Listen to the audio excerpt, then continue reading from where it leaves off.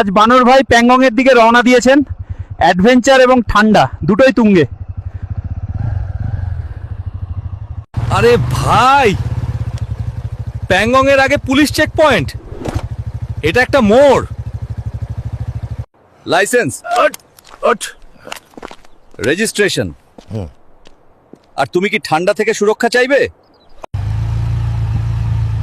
Sir, এটা আমার কলা আইডি।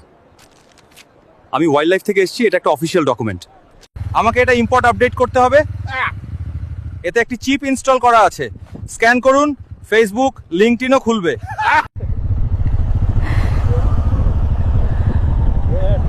এ কি গ্রেপ্তার হচ্ছে নাকি ব্লগ তৈরি করছে? ভাই, চেকিং এর মধ্যে কি তুমি টুইস্ট খুঁজে পেয়েছো? প্যাংগং অসাধারণ।